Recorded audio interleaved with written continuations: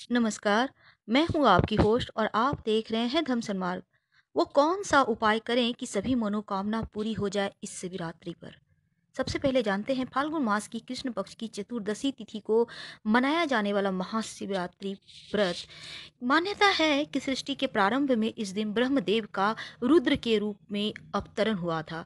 शास्त्रों की माने तो इसी दिन प्रलय भी आया था और इसी दिन प्रदोष के समय भगवान शिव तांडव करते हुए संपूर्ण सृष्टि को अपने तीसरे नेत्र की ज्वाला से समाप्त कर देते हैं।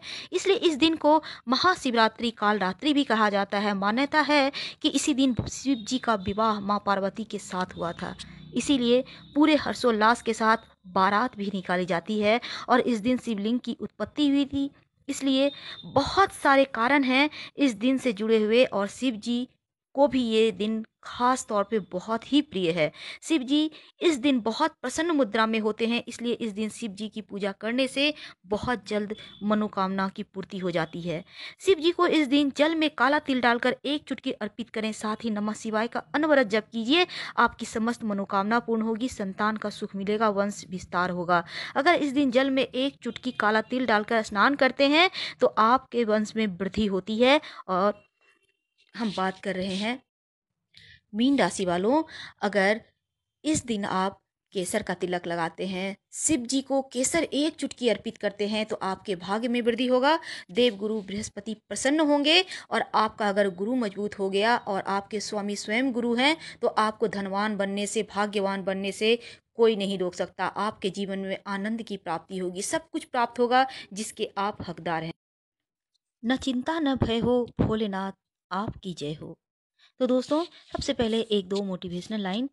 ए जन्नत अपनी औकात में रहना, हम तेरी जन्नत के मोहताज नहीं। हम गुरु भोलेनाथ के चरणों के वासी हैं, वहां तेरी भी कोई औकात नहीं। खुशबू आ रही है कहीं से भांग की, शायद खिड़की खुली रह गई है मेरे महाकाल के दरबार की। हर हर महादेव, हर हर महादेव। महाकाल का नारा लगा के दुनिया में हम छा गए। दुश्मन भी छुप कर बोले, वो देखो महाकाल के भक्त आ गए।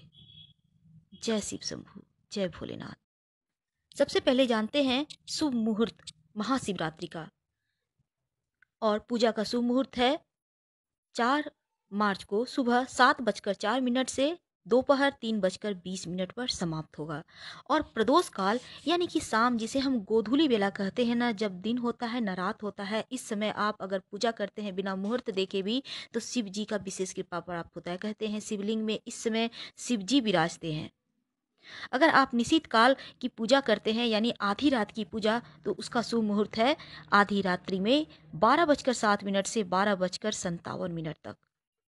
आज इस दिन आप व्रत भी रख सकते हैं। अगर आपके वैवाहिक जीवन में कोई परेशानी है, समस्या है या आपका विवाह नहीं हो पा रहा है तो इस दिन व्रत जरूर रखें, आपकी मनोकामनाओं की पूर्ति जरूर होगी। मान्यता है कि शिव जी इस दिन व्रत रखने से, पूजा पाठ करने से मुंह मांगी मुराद पूरा करते हैं। आप पूर्व दिशा की ओर मुंह करके शिवालय में जाइए, शिवलिंग की पूजा कीजिए, एक घी का दीपक जलाइए और सबसे पहले शिव जी को ओम हौं जुंग सह, जो आपके स्वास्थ्य को अच्छा करेगा, मंत्र का जप कीजिए। फिर नमः शिवाय कहते हुए शिव जी को अर्पित कीजिए दूध, दही, घी, जल, शहद, शक्कर की धारा अर्पित करें। कहते हैं घी अर्पित करने से शिवलिंग पर संतान की प्राप्ति होती है। करके देखिए, मनोरथ पूरी होगी। साथ ही साथ भांग, धतूरा, बेलपत्र, समी पत्र, आक अर्पित कीजिए, जिसको चढ़ाने से सभी इच्छाओं की पूर्ति होती है, रुके काम बनते हैं।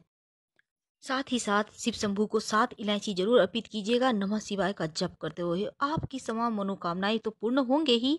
और इस दिन आप केसर का तिलक अपने माथे पे, कंठ पे और नाभि पे लगाना मत मत भूलिएगा। गुरु बृहस्पति मजबूत होंगे। धन्यवाद, हम फिर मिलेंगे। हर हर महादेव।